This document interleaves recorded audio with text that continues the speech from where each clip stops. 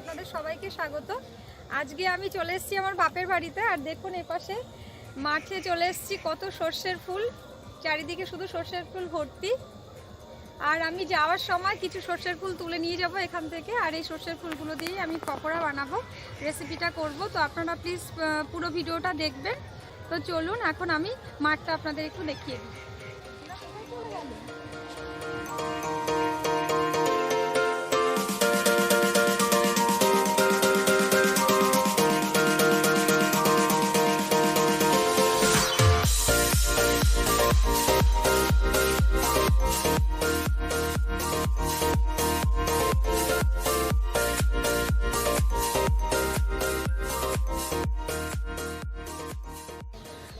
আর এখানে আমার কাকা বেগুন লাগিয়েছে, ওদিকে জেঠিমার মেয়েরা আগে চলে এসছে বেগুনের জমিতে।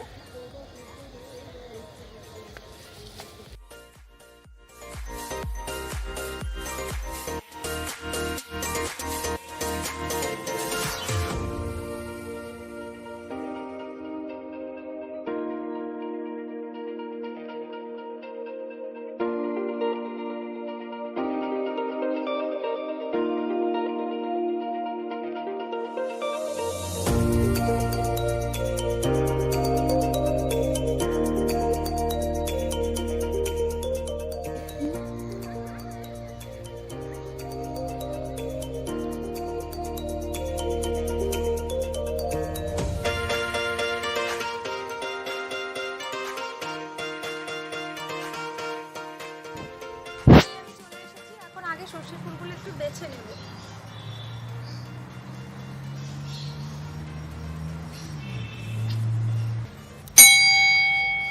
শুধু এই ফুলগুলো নেব, এই ডাটাগুলো নেব না, তাহলে একটু তেতো তেতো লাগবে। ওই জন্য ডাটাগুলো ফেলে দিচ্ছি আর ফুলগুলো নিয়ে নিচ্ছি।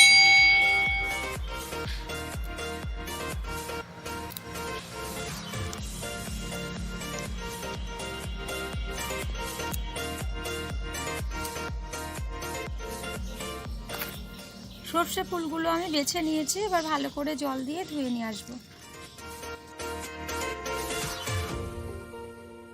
সর্ষের ফুলগুলো এখানে ভালো করে ধুয়ে নিয়ে এসেছি। আর এই পকোড়াটার সঙ্গে আর যে যে উপকরণ লাগবে সেগুলো বলে দিই। এখানে নিয়েছি পেঁয়াজ, কাঁচা লঙ্কা, কুচনো ধনেপাতা, চালের গুঁড়ি, বেসন, স্বাদমতো নুন, হলুদ গুঁড়ো, শুকনো লঙ্কার গুঁড়ো। আর পকোড়াটা ভাজার জন্য নিয়েছি এখানে সর্ষের তেল।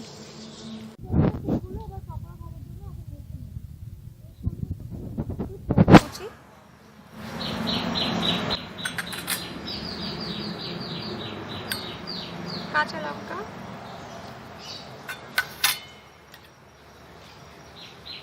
ধনেপাতা,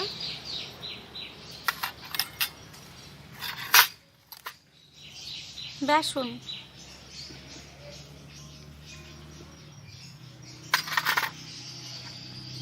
আর দেব কিছুটা চালের গুঁড়ো,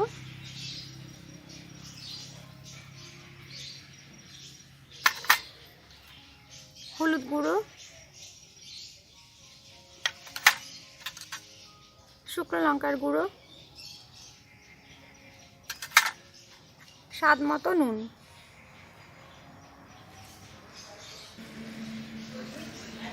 ভালো করে হাত দিয়ে একটু মিশিয়ে নেব। অল্প অল্প করে জল দেব।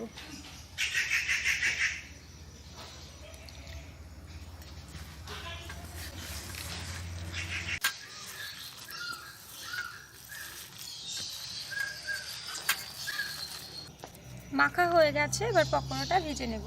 ধরি আমি কড়াইটা বসিয়ে দিয়েছি, আর কড়াইটাও গরম হয়ে গেছে। কড়াইতে দিয়ে দিচ্ছি সরষের তেল।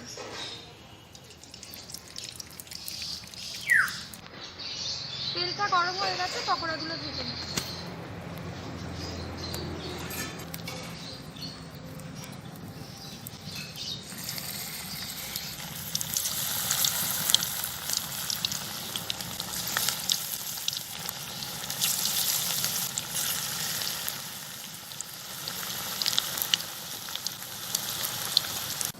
পকোড়াগুলোর একটা দিক যখন লাল হয়ে যাবে তখন এভাবে উল্টে দেবো।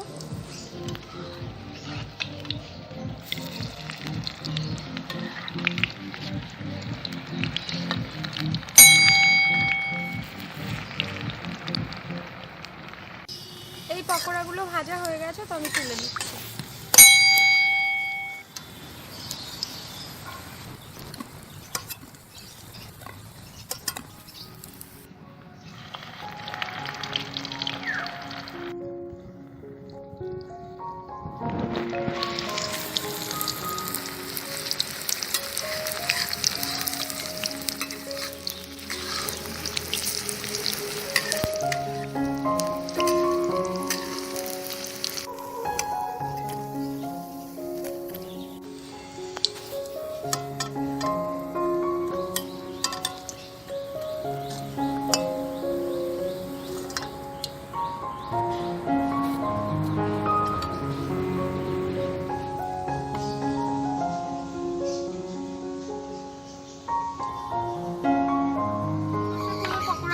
তৈরি হয়ে গেছে, দেখলেন তো কত সহজেই তৈরি হয়ে গেল। আর খেতেও কিন্তু খুব ভালো লাগে। আপনারা অবশ্যই বাড়িতে তৈরি করবেন এরকম পকোড়া সর্ষে ফুলের। আর ভিডিওটা ভালো লাগলে অবশ্যই লাইক করবেন। আর এইরকমই নতুন নতুন রেসিপি পেতে আমার চ্যানেলটিকে অবশ্যই সাবস্ক্রাইব করুন। আর ভিডিও কেমন লাগলো অবশ্যই আমাকে কমেন্ট করে জানান। আর সঙ্গে থাকা যে বেল আইকনটি আছে সেটিকেও প্রেস করবেন, তাহলে কিন্তু পরবর্তী ভিডিওর নোটিফিকেশন আপনাদের কাছে পৌঁছে যাবে। আর সকলকে ধন্যবাদ যারা যারা আমার চ্যানেলটিকে সাবস্ক্রাইব করেছেন।